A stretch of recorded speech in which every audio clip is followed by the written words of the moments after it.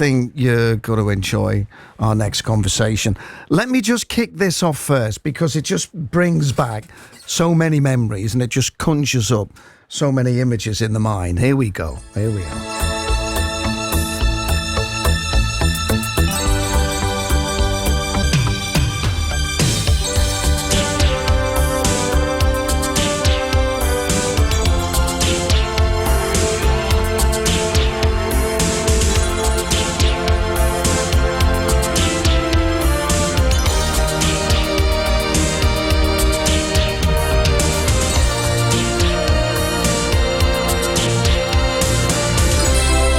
And the opening credits, it would start in the outskirts of the city, and you'd have the cathedrals, you'd have Edge Lane, and it would kind of zoom in and get closer and closer to Brookside Close itself. And if you're into your soaps, you may be aware, I'm sure you will be, Hollyoaks, the Northwest-based drama, is celebrating 30 years, can't believe that, this month. And they've decided to give it a nod, really, with an historic crossover episode with the iconic Liverpool-based soap Brookside.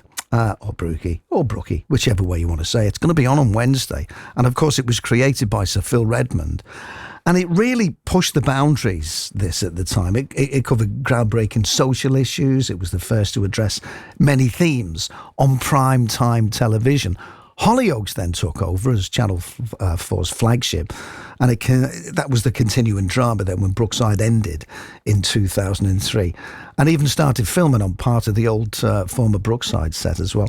I am glad to say, I think we're going to have a laugh here today. I'm joined by Brookside superfan Kieran Mahoney, just to tell us a little bit more about it. You must be, welcome to the programme. Thank you very much for having me. Honoured to be here. You must be made up that it's come back to life. It was a very unexpected but wonderful surprise. Like I said, when I first heard about it, I thought that it was a very late April Fool's joke, because things like this have been talked about before. People have always wanted to have it back. I mean, it's been off the air since 2003, but there is still a major love and admiration for this show and for these characters. People have not forgot about it. It always stayed with them. It's getting repeated now on STV Player, and it's getting millions of hits. People still love it, and people still want this, and they still want to see that.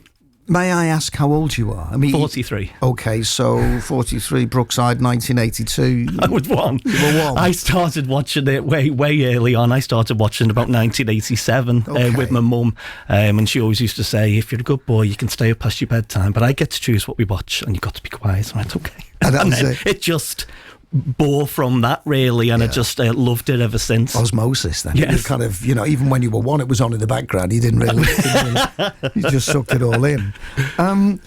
Pretty, iconic at the time, the storyline and characters, the first same-sex kiss on TV as well.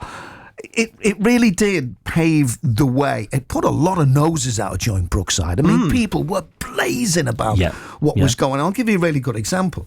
My mum, how old would I have been? 82, I was 17. My mum wouldn't have it on in the house. Wow. And the reason why she wouldn't have it on in the house, remember Karen Grant? Oh, yes. She went on the pill. Mm-hmm. You remember those episodes? But this is real life. This is what people did, and it reflected real life. And of course, my mum was going nuts. I mean, she went to church 8 times a day, so she was going, we're not having that on in this house. And it did put a lot of noses out of joint. But by the same token, loads of people loved it and went, I can identify with that. Those people are just like me. Yes. It's real. It's gritty. It's realistic. It did what the other soaps were too afraid to do. And other soaps were maybe shy away from, well, this is going to be too controversial. Maybe this could cause trouble for us. Brookside said, we're going to do this, and we're going to do it right. And we're going to leave no stone unturned, and we're going to do it right. And that's why even now, after, over 20 years of it being off air, people still remember it and still love it. And even now that we're having this wonderful crossover episode, they're bringing back all the familiar faces, all the classic faces that made Brookside what it was in the early years through up to the later years. And people are going absolutely crazy for it, because it's not forgotten about. It's still a major part of the city, and people want it. Do you think this is testing the water to bring it back again? Do you think? I most certainly hope so. Obviously, the one downside well, is... you would, because you're a super fan. Yeah. But the one downside to that possibility is that Brookside Close, real people live there now. Yeah. So that would be an issue. But again, that doesn't stop them from doing what other soaps have done and kind of like rebuild a set elsewhere or follow the characters to where they live now when they moved away from the Close. And the filming as well, it was quite unique, wasn't it? The way they used to film it. Was it called the one camera technique? That's right, at the time? Yes. They used to film it in this way. It'd never really been done before. No, it was, again, pioneers how their craft. How did that work, that one camera approach? Well, as I say, I'm very close. Pleased to say that a couple of the cast members are my friends, so they're like telling me things from behind the scenes that a fan wouldn't usually know. Yeah. And the houses are very, very small. So there would be kind of like holes in the walls where the cameras would go through and the wires would go through, and then but you wouldn't see that because they would, if it was in shots, they would just cover it up with a picture or a painting. Oh, really? Oh, isn't that good? Yeah. So you know the people who live in them now? Yes. They haven't got holes in the walls now. No. It's been adapted. It's been adapted. It was funny, before you came in, Kieran. I just, again, I open me gob before I think about things. I went, who was the skinny lad? He was dead skinny and he had long, dark, dank hair and he grunted a little bit. He's one of my best friends. I know, I didn't realise. Robert Smith. I didn't realise. And then you came in, you went, yeah, he's my best mate. He's one of my best mates. So first of all, apologise on my behalf. I'm sure Rob will see the funny side of it. He's a great guy. What does he think when he looks back? Because I think he may have been in the first episode. He was in the first episode, yes. He was in the first episode, and he stayed with it on and off up until 1985, and then he came back in 1987 for Damon's funeral. Right. I met him because he came on my podcast, and we stayed friends ever since. I was about 2 or 3 years ago. I've been to see him in his plays, and I go to his drama group and stuff like that. So he stayed in the game? Stayed in the acting game as well? He still acts to this day, yeah. Oh, wow. Yeah, and he's an absolute gentleman. Yeah. That first episode, I think it was the scene was stolen. The first episode by a milkman. It was a milk float that came. It was a milk float coming into the close, wasn't it? Yeah. And then there was a dog trying to take the milk, and then the postman's like, "Oh, get out of it!" And then it cut into the grants where you see Bobby and Sheila. You mentioned Damon's funeral before Simon O'Brien. Yes, as well. Yes, I've had the honour of meeting him as well. Yeah, he's a good lad, Simon. He is. Yeah. There was a spin-off, Damon and Debbie, wasn't That's there? correct, yes. And what's the connection with Hollyoaks and Brookside? Are they crowbarring this in, or is there a connection? Is there some kind of connect within those two shows? I don't watch Hollyoaks fully, so I'm going to still be a little bit at a bit of a loose end as to how it actually ties in.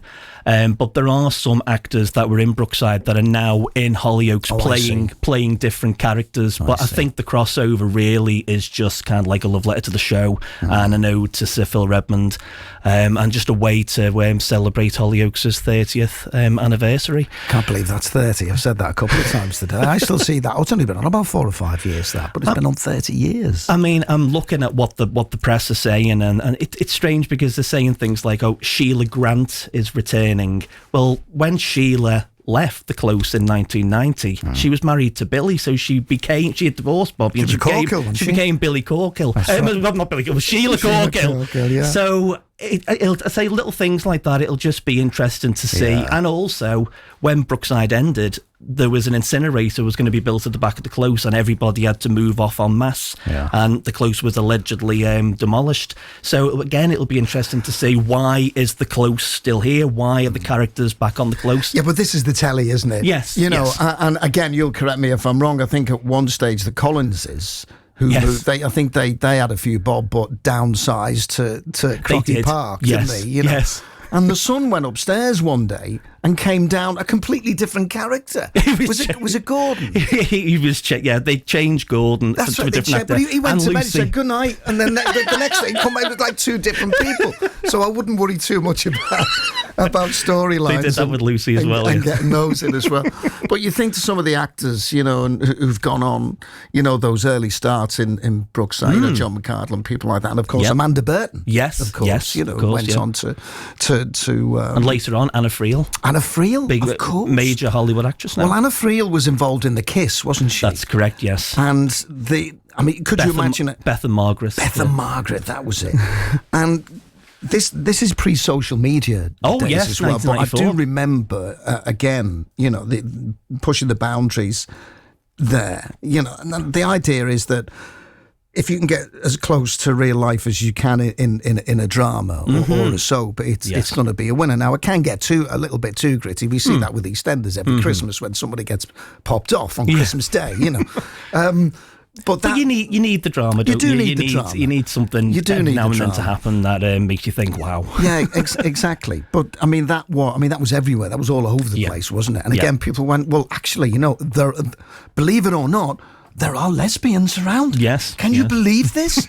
And then there were the other side of it who said, well, they said we shouldn't have to watch this on our televisions. But they were talking about the programme. They were pushing the boundaries. And this was a reflection on how people live their lives and how some people were afraid to live their lives as well, which again was a feather in the cap, I think, for Brookside. As I say, Brookside did what nobody else would dare to do. It was groundbreaking. What the other soaps would be maybe a little bit scared of. They just went full throttle and did it. Is it difficult sometimes to step away and say, that wasn't very good, that storyline, or that was a bit bonkers, talking about groundbreaking, Body Under the Patio and, stuff like that. But it's the most unique storyline. If you talk to somebody about Brookside, they will instantly say, Body Under the Patio, Trevor Jordache, Yeah. So, and it's what gave Brookside just one of its many iconic storylines. Yeah. Why do you think it went? Why do you think we fell out of love with it in the end? Well, I know you clearly didn't, but I clearly didn't, and the major fans didn't. Isn't it? It's all about figures. Yeah. I think really it was just kind of like a reflection of the time we were getting, especially on Channel 4. We were bringing in like Big Brother.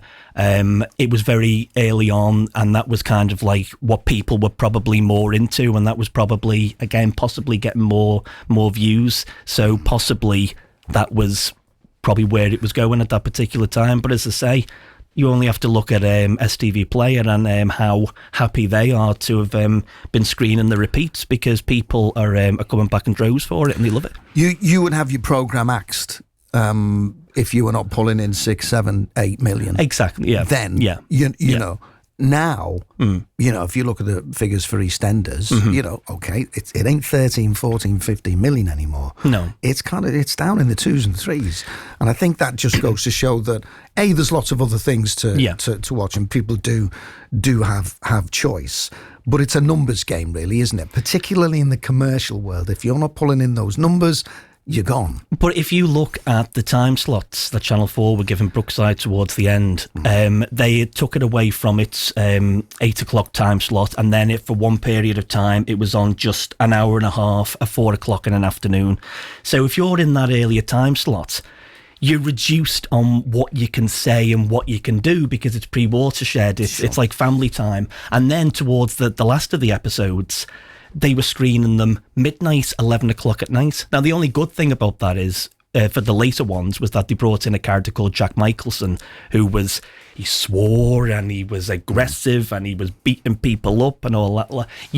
That was the only good thing about having the time slot as late as it was. You could get a bit gritty. Because you could do that. There's no way that you could have had that character on at the 4 o'clock time slot. No way at all. Or he would have been so sanitised, he would have lost his impact. Indeed. And it is different now as well, isn't it? And it's all right to say, well, watching live television, there's only so many million watch it. But once you factor in on demand or the iPlayer, for example, you can go back and visit it, whenever. So you are, pulling in millions upon millions, but not just at that. They call it appointment TV, linear TV. Yes. Just not at that time. So the eyes are still on it. Can I tell you who one of my favourite characters was in Brookside? Of course. And I loved him. And I'm turning into him the older I get. Harry Cross. I thought you were going to say that. Harry Cross. The legendary Bill Dean. Bill Dean and Harry Cross. And his mate he lived with, Ralph. Yes. They were like the two old geezers who sat in the balcony in the Muppets. Yeah. They were fantastic.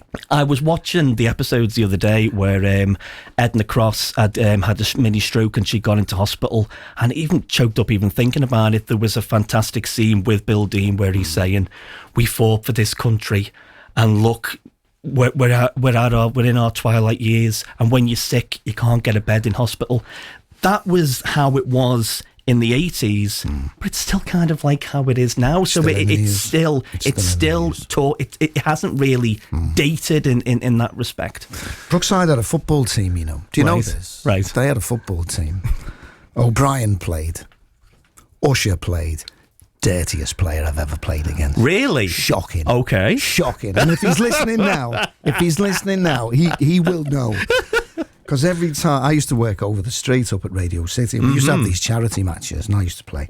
And he used to play. Every time, we'd have a ding-dong. We'd have a proper ding-dong. Me and Paul Usher. And we shook hands at the end of it. But the point I'm trying to get to is thousands would turn up. It's not to see us, it was to see the Brookside lot. Yes. And they would turn up, and they would raise loads of money, this, football team. And it's a shame Bill Dean didn't play. I think his playing years were behind him then, but I'm sure he would have been able to. But even before he came into Brookside, he was appearing in major films with major stars. He was indeed. He wasn't just Harry Cross. And also, my father met him on a train, and he said he's nothing at all like the character. He was a true gentleman. Yeah, indeed. Yeah. Listen, we're almost out of time. Give us a couple of your favourite moments from a super fan. Oh, I mean, there's so many. Instantly, I would think of the siege in 1985, where John Clark had taken the nurses hostage in number 7. I'd forgotten about that. Obviously, the arrival of the Farnhams, Max going between his ex-wives, Patricia and Susanna, and then they went over to France. As I said, obviously the body under the patio. Yeah. So many. just laugh. Was it Dean Sullivan who went? Yes, that's right. Yeah. When they were digging up, and the hand pops out of a black bin bag, and he goes. That's true. I loved it. Listen, lovely to meet you, mate. Thank you very much. And thank you for making me feel incredibly old earlier. I didn't mean that. That's okay. It's a privilege. It's a privilege. I used to listen to you on the way to primary school. Cheers, mate. Cheers. Thank you for that. Listen, all the best to you, and enjoy the episode. When's it on? Is it on? It's going to be on Wednesday on E4. E4 on Wednesday, and some of the old familiar faces will be there. Good to meet you. Thank you. Thank you. Thank you.